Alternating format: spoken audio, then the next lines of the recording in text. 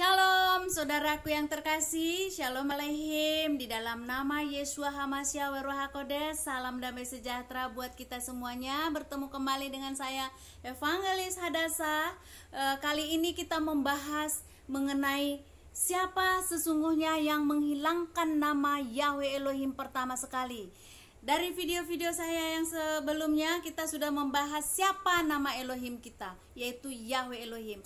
Lalu kenapa saat ini nama itu hilang, seolah-olah nama itu tidak perlu, seolah-olah nama itu sesuatu yang aneh, sesuatu yang menjadi momok bagi semua orang, sehingga orang setiap mendengar namanya, oh itu sesat, oh itu saksi Yehova. Saudara yang terkasih, mari kita buka siapa sesungguhnya yang pertama sekali menghilangkan nama Yahweh Elohim. Nah, mari kita simak kitab suci kita. Mari kita buka firman Tuhan. Taruh hati di titik netral. Mari kita belajar bersama supaya kebenaran itu ada di tengah-tengah kita. Biarlah Roh Kudus mengajar kita lebih dan lebih dalam lagi. Saudaraku yang terkasih, silahkan dibuka kitab sucinya. Mari kita baca Kejadian 3 ayat yang pertama sampai yang ke-3. Baik, saya akan bacakan. Adapun ular adalah binatang yang paling cerdik di antara segala binatang di padang yang telah dijadikan oleh Yahweh Elohim. Dan dia bertanya kepada wanita itu, benarkah Elohim berfirman bahwa engkau tidak boleh makan buah-buahan dari semua pohon yang terdapat dalam taman itu? Dan wanita itu menjawab ular itu, kami boleh makan semua buah dari pohon-pohon yang ada di taman ini, kecuali buah dari pohon yang ada di tengah-tengah taman. Elohim telah berfirman, engkau tidak boleh makan atau menyentuhnya karena engkau akan mati. Perhatikan saudara yang terkasih. Di ayat yang pertama masih ditulis di situ nama Yahweh Elohim.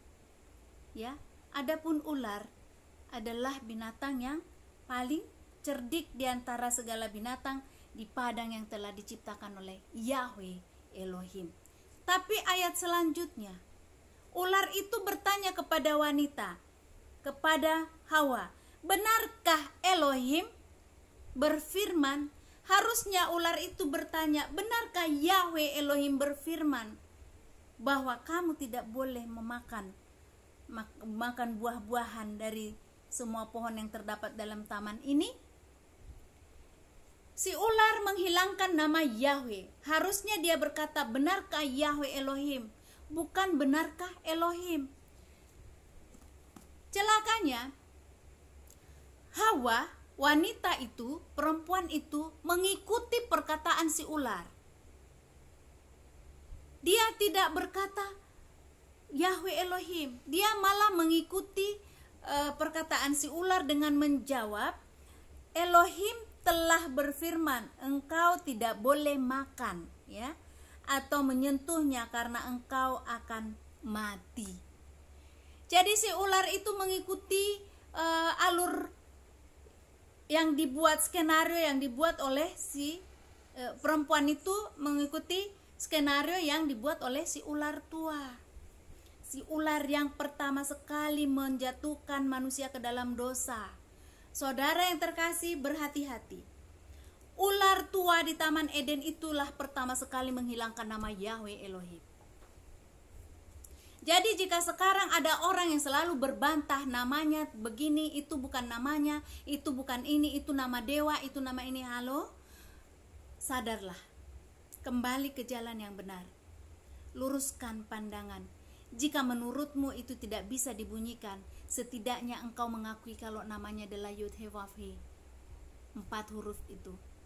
Tetapi tidak akan ada kata haleluya kalau tidak bisa dibunyikan.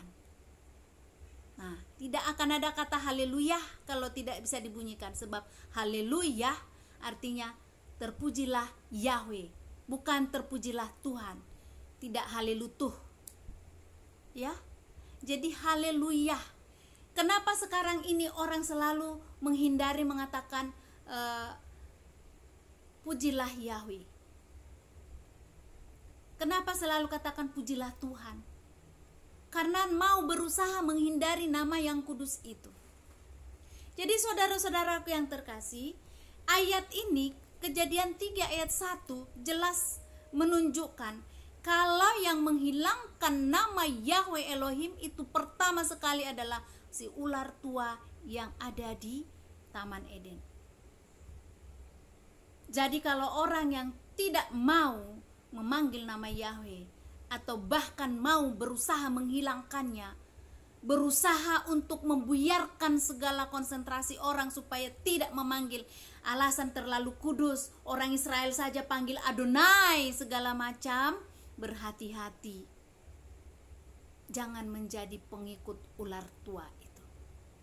Demikian saudaraku yang terkasih, semoga pencerahan ini bisa menjadi sesuatu berkat yang membukakan kebenaran bagi hati kita semuanya. Semoga terberkati dan semakin lebih dalam lagi mencari kebenaran firman Tuhan. Demikian saudara-saudara yang terkasih, Bapa Yahweh Beshem Yeshua Hamasya memberkati kita semuanya. Shalom. Bapa Yahweh memberkati, sampai ketemu kembali.